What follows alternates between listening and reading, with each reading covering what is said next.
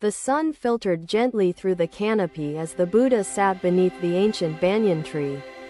Addressing his disciples, "You gather here seeking wisdom," he began, his voice calm and measured. "But wisdom does not reside in mere words alone." One disciple asked earnestly, "Master, what then should we seek in our learning if not words or lessons alone?" "Seek understanding," the Buddha replied, "for knowledge is but a tool. Understanding is the path to liberation and truth." The breeze carried the faint scent of blossoms. As the disciples listened intently, their hearts opened to his teachings. Modern education, the Buddha continued, often chases the goal of success without pausing to question what success truly means. "Master," a disciple asked, "is success not the achievement of goals and the gaining of skills for prosperity in life?" The Buddha gestured to the forest. "Look at the trees. Each grows according to its nature. Yet none strives to conquer. Success," he explained, "must not be measured by comparison, but by the fulfillment of one's unique potential and purpose." The disciples looked around the forest, seeing the harmony of growth, each tree standing tall without overshadowing its neighbor. "Education," the Buddha said, "is like planting a seed. The quality of care determines whether it grows or withers." One disciple raised his hand. "Master, how do we ensure the seeds of knowledge are nurtured and not left to wither?" The Buddha smiled gently. "Teach with compassion, water the seeds with patience, light them with understanding, and protect them with wisdom." "Master," another disciple asked, "what if a student resists learning or turns away from the path set before them?" The Buddha replied, "Do not force growth. Like a stubborn sapling, they need time and the right conditions to flourish naturally." The sound of birdsong filled the air as the disciples reflected on the delicate balance needed in nurturing growth and learning. Education today, the Buddha said, has become a race, where students are treated as vessels to be filled with knowledge. Yet, he added, true education is not about filling but about kindling. A flame that illuminates and dispels the darkness within. Each of you has encountered your own storms, and each storm carries its lesson. The loss is not in vain. The disciples pondered his guidance, their thoughts churning like rivers carving through jagged landscapes on journeys to unknown horizons. He gestured to the earth. The plow is useful, but without knowing where to till, effort becomes toil without purpose. Modern education must unite these, the Buddha said, teaching skills alongside wisdom, so students grow strong and purposeful like oaks. The disciples felt the depth of his teaching sink into their hearts, as if a seed had been planted within their spirits. Emotional resilience is not built in moments of ease. It is forged through challenges, hardships, and acceptance of impermanence, Buddha declared. A disciple remarked, "But Master, the world is vast, and the thirst for knowledge can be overwhelming. How should one drink?" The Buddha smiled. "Drink as the deer drinks from the stream, taking only what quenches the thirst, leaving the rest for others." The disciples fell silent, pondering the wisdom of restraint, mindfulness, and simplicity in the pursuit of knowledge and growth. The purpose of education, the Buddha said, is not mastery over others but mastery over oneself, over one's thoughts and desires. "Master," a disciple said thoughtfully, "then education is not a destination but a process of becoming. Is that correct?" The Buddha nodded. "Indeed, it is the unfolding of the self. Like the lotus, each petal revealing deeper truths. The leaves rustled gently in the wind, echoing the message of growth, transformation, and harmony within the Buddha's teachings. Resilience is not about avoiding hardship. It is about standing firm, like a tree that bends gracefully in fierce winds." The disciples closed their eyes, their thoughts converging on the image of trees weathering storms while drawing strength from the earth below. "Education," the Buddha said, must cultivate inner virtues alongside knowledge. For wisdom without compassion is a sword without a sheath. The Buddha concluded, as we nurture the forest, let us nurture learning, mindful, compassionate, and attuned to the natural rhythm of growth. The disciples bowed in gratitude, the banyan tree standing as a silent witness to the timeless wisdom shared beneath its shade. Another day, the Buddha and his disciples arrived at a bustling village, where a potter worked diligently in his workshop. The potter was shaping a large clay vessel, his hands moving skillfully and patiently, smoothing each curve with great care. The Buddha approached the potter and greeted him kindly. You are a master of your craft, shaping clay into purpose. The potter smiled humbly. Lord, the clay teaches me patience. Without care, it crumbles. With skill, it becomes strong. The disciples watched closely as the Buddha gestured toward the vessels. Each of these has its own shape and purpose. Turning to his disciples, the Buddha said, modern education must learn from the potter, molding minds with care and intent. A disciple asked, Master, how do we ensure that education shapes minds without crushing their individuality or natural essence? The Buddha replied, do not impose rigid forms like clay.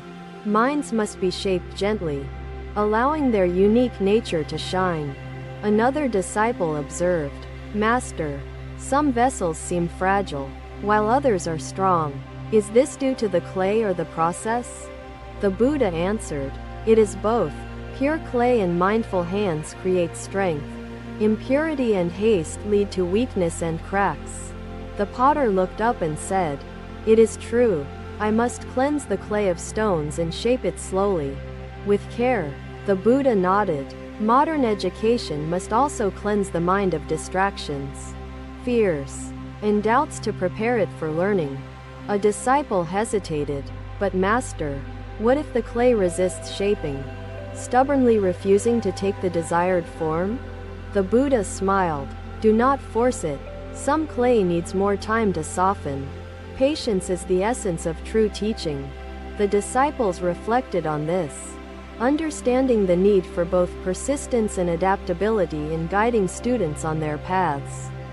One disciple asked, Master, what role do teachers play in this process of shaping minds? Like the potter with his clay? The Buddha spoke softly. Teachers are sculptors of potential. Their wisdom and kindness determine the strength and beauty of the vessel. The potter continued his work, carefully placing the finished vessel into a kiln to be fired and hardened by heat. The Buddha pointed to the kiln. Just as clay must endure fire, students must face challenges to grow strong and resilient. Resilience, he emphasized, is not built upon the absence of criticism, but upon the choice to rise above its influence. The sunlight filtering through the leaves illuminated the Buddha's visage, and his words carried the promise of freedom and clarity. Consider the sky, he added, which remains vast and infinite, despite clouds that momentarily pass and obscure its brilliance. Just as the sky does not shrink in the presence of clouds, so too should your spirit remain expansive and free. How does this affect the shaping of young minds? The Buddha replied, machines are tools. Like the potter's wheel, they assist but cannot replace the human touch or compassionate guidance. The potter paused and said, without my hands, the wheel spins aimlessly. It is my touch that gives purpose and form. The Buddha smiled. Indeed, technology and education must serve as the wheel, not the sculptor. Teachers must guide with mindfulness. A disciple asked, Master, some education systems focus on uniformity, molding all students into identical forms. What harm does this cause? The Buddha gestured to the vessels. If every pot is the same, there is no diversity of purpose, no richness of life. He continued, education must honor individuality. Each student, like each vessel, holds unique potential and contributes to the whole. The disciples nodded.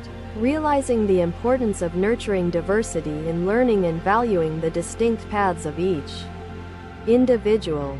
The potter began painting designs on a vessel, adding color and patterns that enhanced its beauty without altering its function.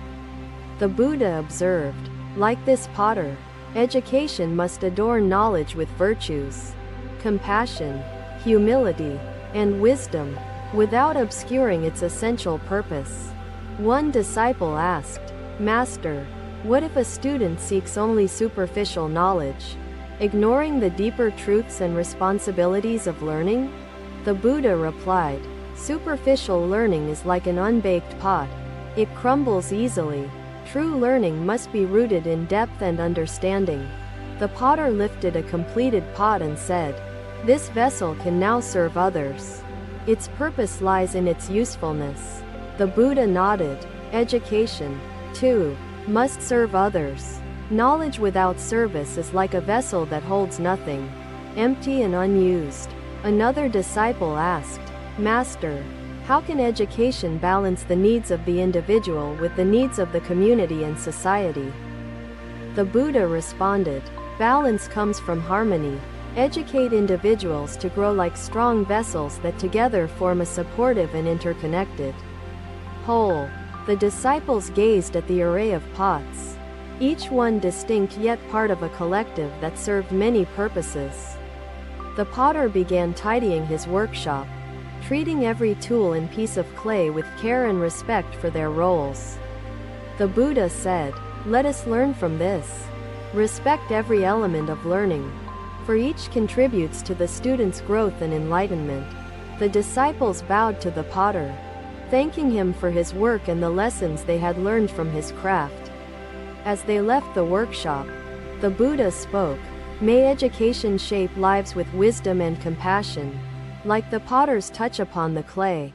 Another day, the Buddha and his disciples arrived at a serene garden where lotuses bloomed in a tranquil pond. The disciples admired the flowers, their petals glistening in the sunlight, swaying gently with the breeze across the water. The Buddha sat by the edge of the pond and said, "Each lotus here reflects the essence of true education." A disciple asked curiously, "Master, how can education resemble a lotus? What lessons can we draw from these beautiful flowers?" The Buddha replied, "The lotus blooms in mud yet rises above it. Pure and radiant, education should guide minds similarly.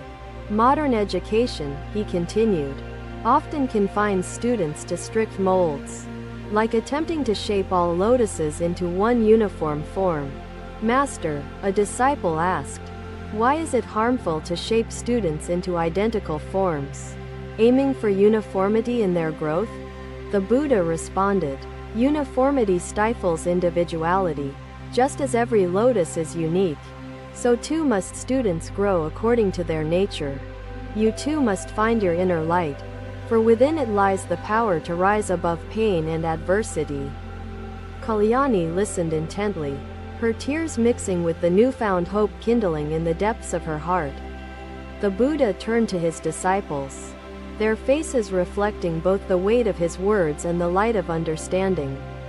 "Resilience," he said, "is the ability to embrace suffering as a teacher, allowing it to guide you toward greater awareness."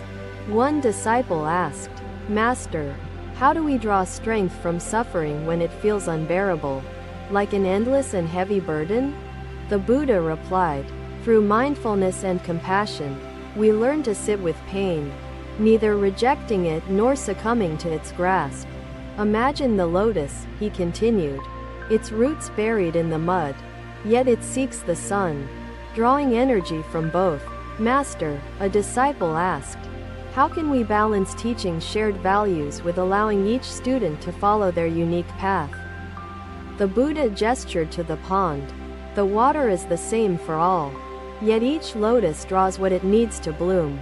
Education," he explained, "must provide universal truths while allowing students the freedom to adapt and grow in their own ways." A disciple remarked, "Master, the lotuses are not alone. They thrive together, supported by the water and sunlight in harmony." The Buddha nodded. Indeed, learning is a collective process.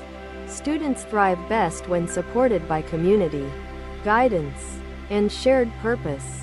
One disciple asked, "Master, what if students become competitive, striving to outshine each other like flowers seeking to outgrow their neighbors?" The Buddha replied, "Competition blinds the spirit. True learning comes from harmony, where growth of one enriches the growth of all." The disciples observed the lotuses, realizing the profound interconnectedness that nurtured their beauty and flourishing within the shared pond. Another disciple asked, "Master, how can teachers instill virtues in their students while teaching practical skills for worldly success?" The Buddha said, "Practical skills are tools, but virtues are the roots. Together, they anchor growth and ensure balance in life." He pointed to the lotus roots submerged in water. Strong roots support the flower above. Education must nurture these roots with care. A disciple asked, "Master, what if a student becomes distracted, losing focus and wandering from their path of learning?" The Buddha responded, "Distractions are like ripples in the pond. Teach mindfulness to calm the ripples and restore clarity to the water."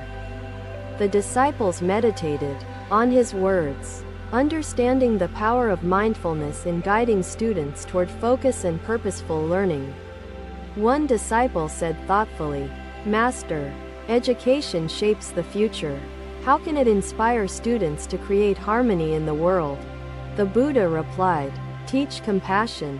A mind full of knowledge but empty of compassion creates chaos, like flowers without roots." He added, "True education awakens responsibility, guiding students to serve others and nurture peace within themselves and the world." A disciple remarked, "Master, the lotuses bloom gracefully, unhurried by time. Can education embrace this patience in its methods?" The Buddha nodded. "Patience is key.